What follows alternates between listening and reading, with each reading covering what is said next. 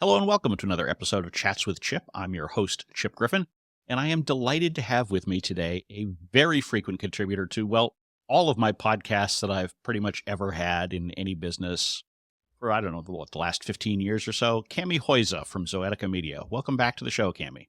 Hi, Chip. It's so great to be here as usual.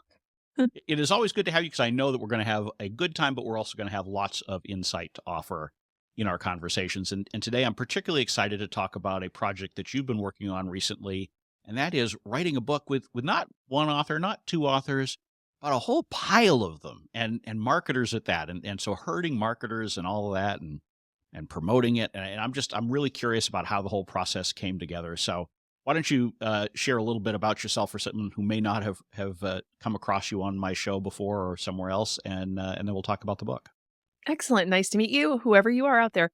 My name is Kami Huyse, and I am a marketer and public relations professional for close to 30 years now. Crazy stuff, but a social media marketer for 16. So I have a social media marketing agency called Zoetica Media, and you can get in touch with me at kamihuyse.com, KAMIHUYSE.com. And I'd love to talk to you about social media, about how to build your brand. Those kinds of topics are on my menu every day. And you have all sorts of good content that you put out. You put out videos and blog posts and all that kind of stuff. So you're a great person to learn from. But tell me about this book because I'll admit I'm one of those folks who've always thought about writing a book and have never gotten around to it. I've started a few drafts of ones, but then I get distracted by some other shiny object and never follow Mhm. through on it. So I love that you did this, and I love the story about how it all came together. Not because you all set out to write a book, but because of some other community activities you were involved in. Yeah. Thank you. And I was the same. I've written a chapter in about 3 or 4 books now. I wrote a really small ebook one time. So yes, I'm like you, Chip. I was like, I need to write a book. I have a book in my head. I've done some outlines just like you. And it just felt like it wasn't happening. And so, a couple of years ago, Mark Schaefer created a new community called Rise, and he based it on the Rally coin called Rise too. And Rally is no longer available or around anymore as far as a platform, but it was a really good opportunity for me to dive into sort of the Web3 kind of style of things and learn because I've been hearing about it for years. I was telling you Shell Holtz and others and you too. I mean, just lots of people have talked about blockchain and metaverse, and I've done some things. I mean, I ran a meeting in Second Life 10 years ago. I don't know if you know that, but I did. And so I'm interested in it, but I've just not really been dabbling in it much recently. And so I saw it as a great opportunity to do that. Once I got inside, there was so many people in there that are already amazing thought leaders, subject matter experts that are part of that group that people started looking around and thinking, we should do something with all this knowledge. We should, do a conference, which everybody's like, no, let's do a book. And that was such a great idea because all it really was is each one of us could write about our subject matter expert. And writing one chapter in a book is so much easier than writing a whole book. It is, but at the same time, you all had to come together and agree on who was going to write what. And, I know a lot of marketers. I've been around a lot of marketers. I am a marketer. We all have our egos and our thoughts about, what we'd like to talk about. So how did you sort through that process? How did the group come to a consensus as to who was going to write what? We all have those thoughts, right? Well, Mark Schaefer was the arbiter, so he was the final say. But people put in a bunch of ideas about what they could write about, and then they took that group of ideas and they reorganized them into something that looked like a book. And so a couple of people stepped up and said that they would be happy to be editors in the book, and there's 3 of them, and they were amazing editors and that really helped us to get that organized. And then they came back and they put those topics down.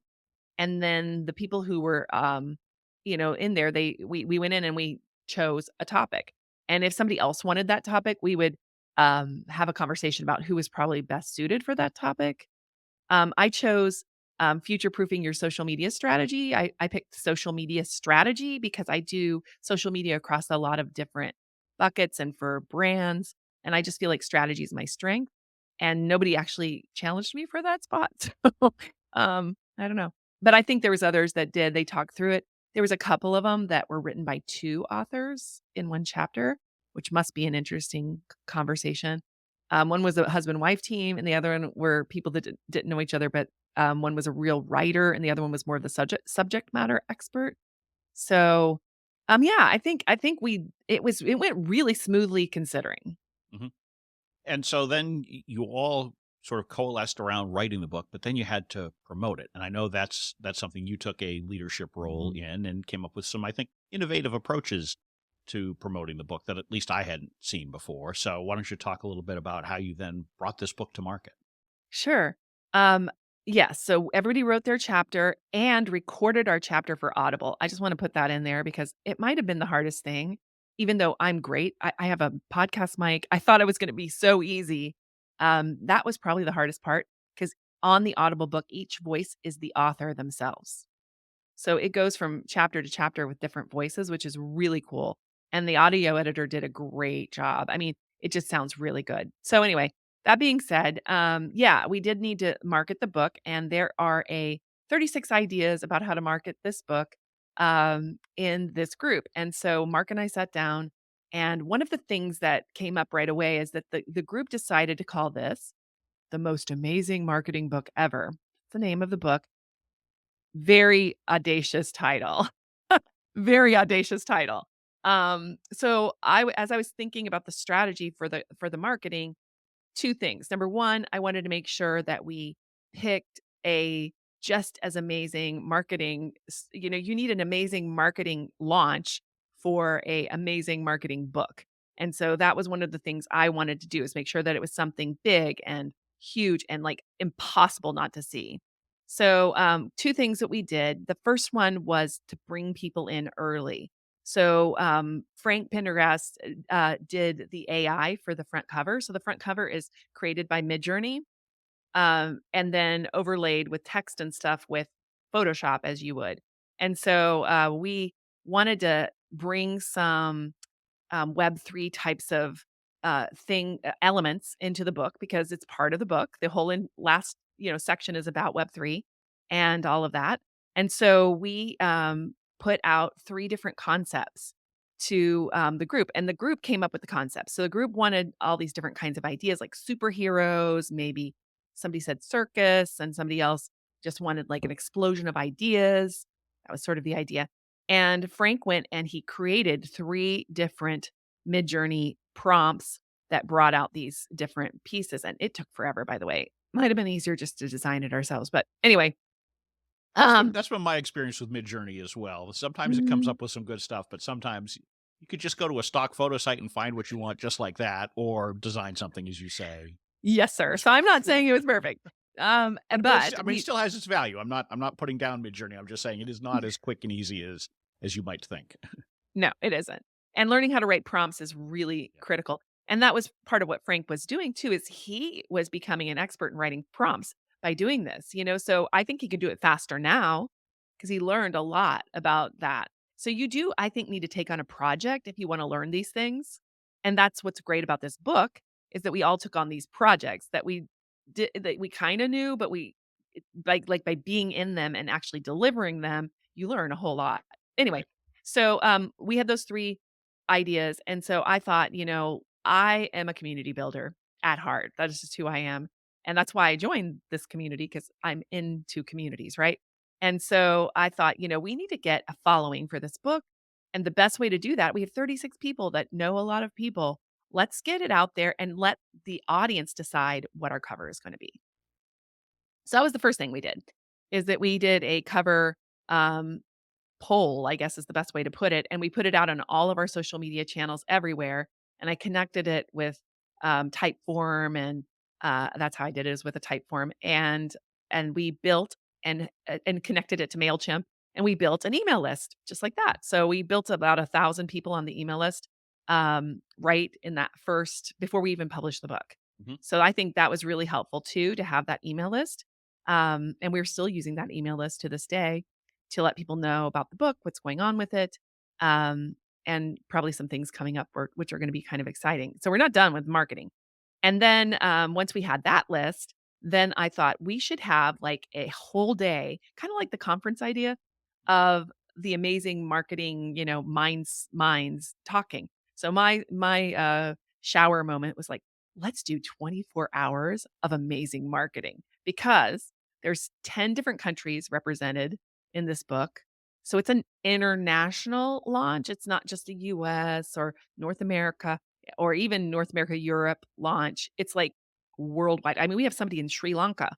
One of Mhm. our editors, she lives in Sri Lanka. So we have people all over the world. And I thought, let's do 24 hours because then we can kind of, pick that up. And we have somebody in Australia. We have 'em everywhere.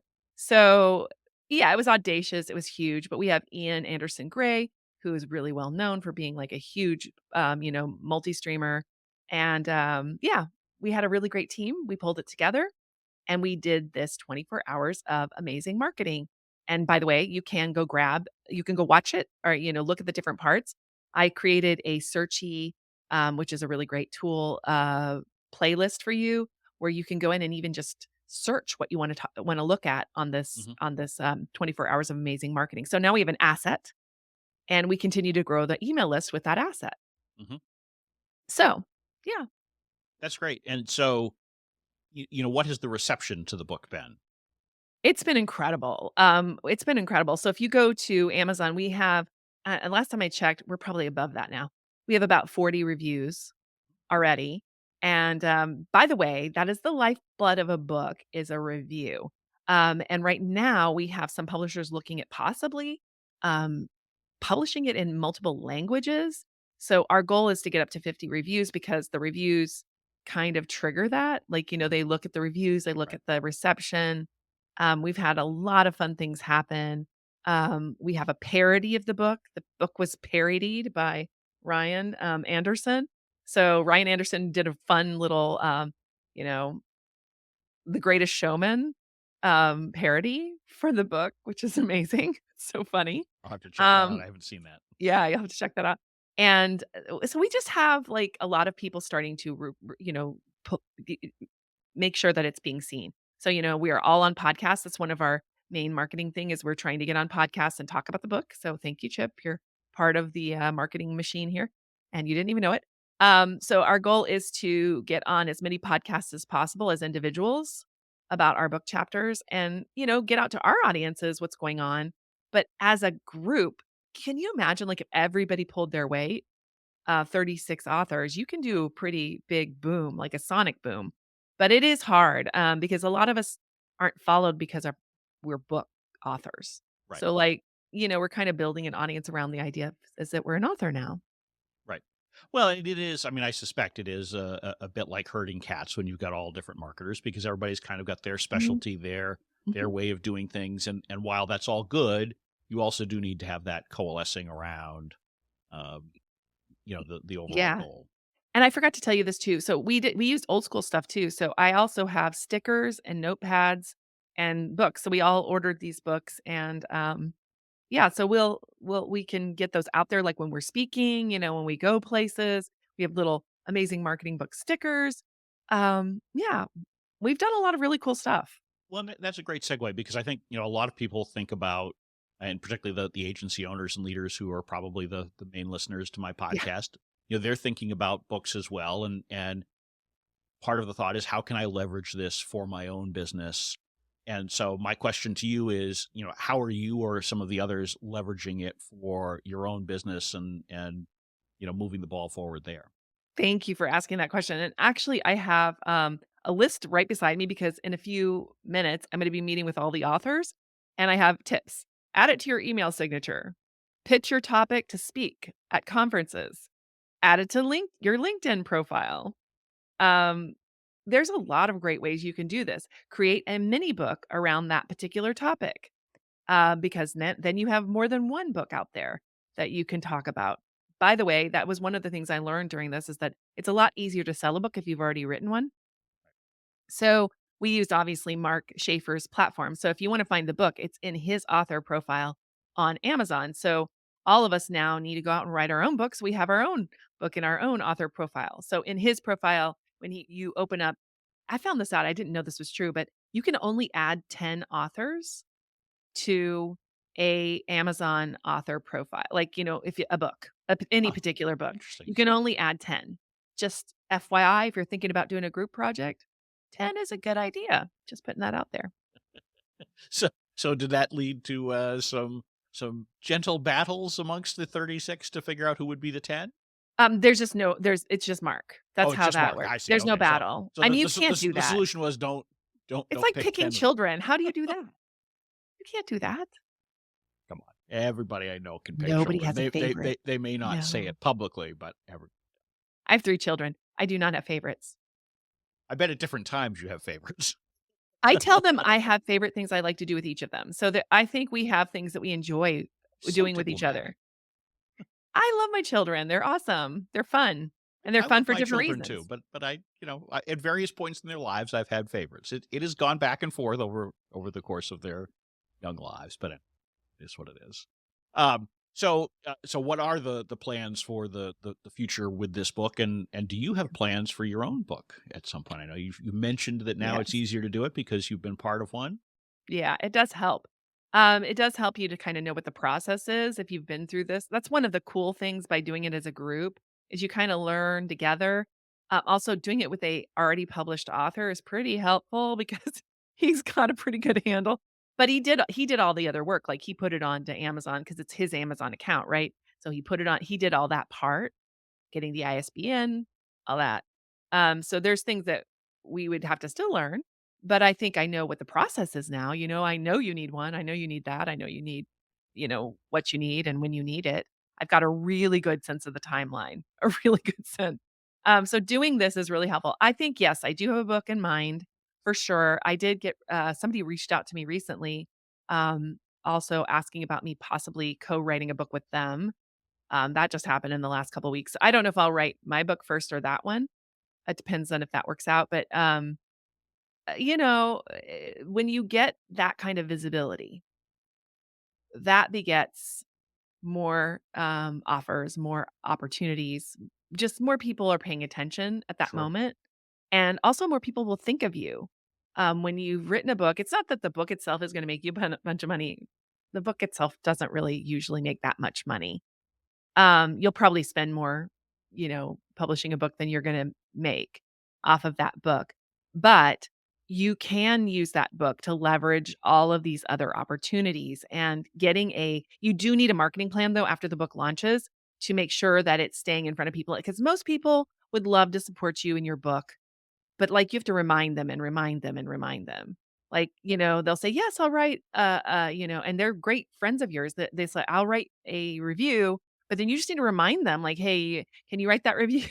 It feels like it's gonna feel a little icky to you to do so because it feels like you're just asking too much of people, but generally people don't mind, Mhm.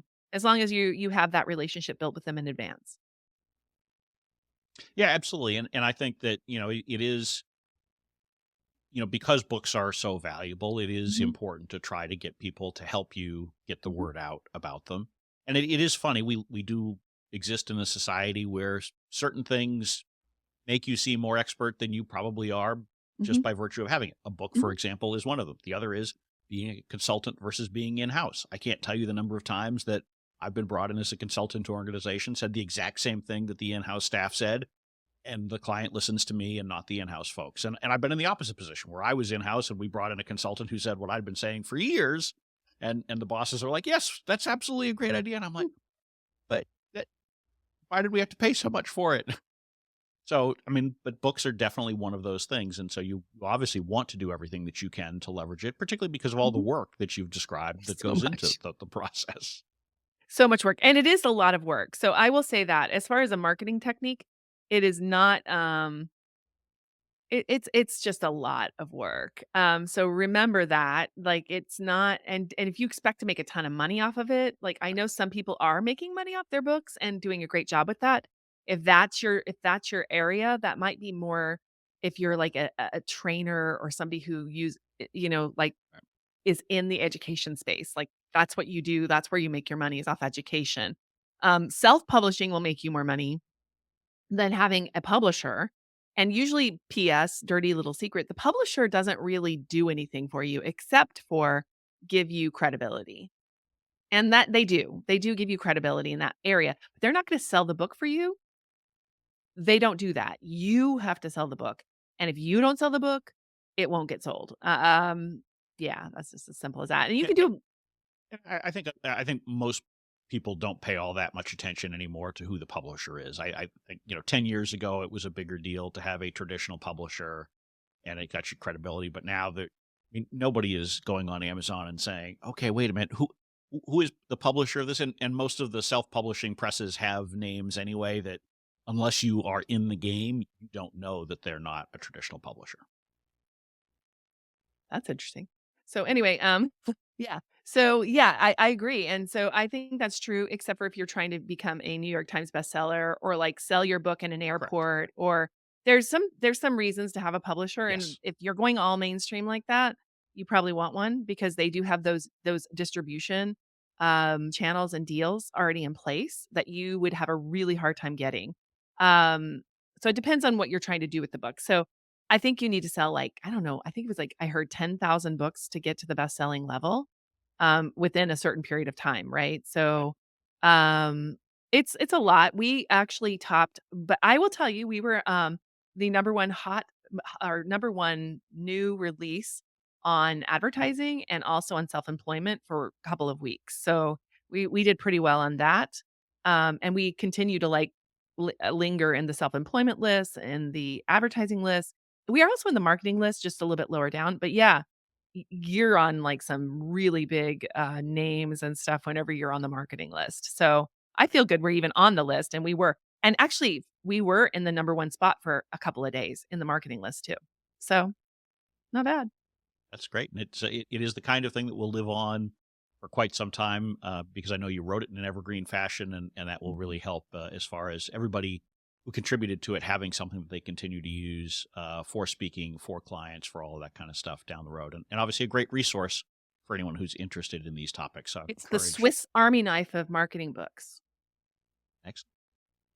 And again, the name of that book so that folks can find it easily on Amazon, and of course, Yeah, we'll have it linked in the show notes as thank well. you. But for people who may not want to go back to the website and look at the show notes.